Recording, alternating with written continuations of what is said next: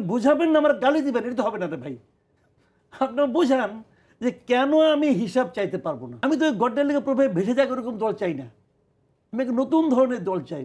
সেই জায়গায় যখন না দেখি তখন আমি হতাশ হই। আমি আপনার কাছে জানতে চাইছি যে নতুন এই দল যারা গঠন করেছে তাদের উপরে কি আপনি কোনো কারণে ক্ষুব্ধ? না, এটা হলো তার প্রতি আমাদের অতিরিক্ত ভালোবাসা। আমি একটা উদাহরণ দিয়ে বলি আপনাকে। ধরেন একটা স্কুলে পড়াশোনার পরীক্ষা হচ্ছে, এখানে 3 জন ফেল করছে, তার মধ্যে আমার সন্তানও আছে। আমি কাকে যে ধমক দেব?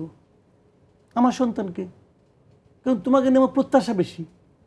আর 2 জন কার কার ছেলে ফেল করছে না, কিন্তু আমার কোনো মাথা ব্যথা নাই। কথাটা বুঝতে পারছি?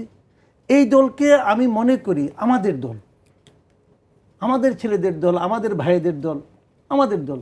এই দলের কোনো খারাপই আমার সহ্য হয় না, এই দলের কোনো ভুলই আমার সহ্য হয় না। কিন্তু অন্যান্য দল করলে সেটা সহ্য হবে। অন্য দলের কিছু করেন না, ওটা তো আমার আওতার বাইরে।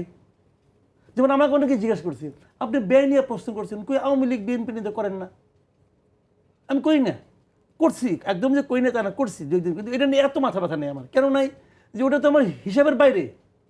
আমি তো ওই দলগুলিকে পছন্দ করি না বলেই তো নতুন দল চাই।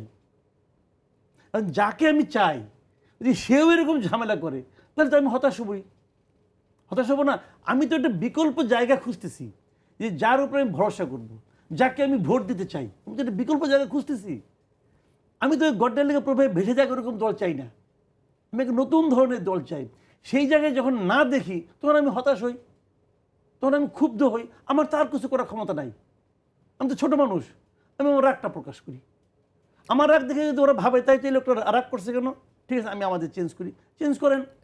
আমার কথাটা হলো কি, আমি যে পয়েন্টটা বলতেছি যদি সেই পয়েন্টটা যদি লজিক্যাল না হয়, আপনি আমাকে লজিকটা বুঝান, মাসুদ কামাল ইউ আর রং, ওকে, আমি এর কথা বলবো না।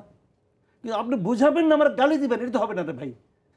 আপনার বোঝান যে কেন আমি হিসাব চাইতে পারবো না, কেন আমি জিজ্ঞাসা করতে চাই, আমি পারবো না যে আপনাদের ওই মিটিংয়ের যে খরচটা হয়েছে সেই খরচটা আমাদেরকে জানান।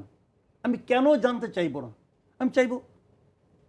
আমরা কিন্তু আগে অনুষ্ঠানে থেকেই অনুষ্ঠানের ব্যয় নিয়েই কথা বলেছিলাম। সেখানে যেমনটি শুনেছিলাম আরিফুল ইসলাম আদিব ছিলেন এবং আদিব আমাদের জানিয়েছিলেন যে এখানে 50 লাখ টাকার মতো খরচ হয়েছে এবং সেটা কমিটির সদস্যদের কাছ থেকে চাঁদা নিয়েই। ঠিক আছে, কার কাছ থেকে কত টাকা চাঁদা আছে এটা পাবলিক করলেই তো হয়, কোনো প্রবলেম তো নাই। একটা ওয়েবসাইট থাকতে পারে। আমি আপনাকে উদাহরণ দেবো, এই ধরনের দলগুলো তো আছে। দিল্লিতে যখন আম আদমি পার্টি হয়, তাদের ওয়েবসাইট ছিল, প্রত্যেকটা টাকার হিসাব হইতো। ওখানে 10 রুপি যে দিত তার নামও থাকতো, ও আমাকে 10 রুপি দিছে। যদি কেউ আপত্তি করতো আমার নাম প্রকাশ করেন না, তখন সে বলতো যে উনি বলেছেন ওনার নাম প্রকাশ করবেন না। আর নাম প্রকাশ না করলে পরে ব্রিটেনের লেবার পার্টি আপনার টাকা নেব না। আপনি দিয়ে দেখেন পান কিনা।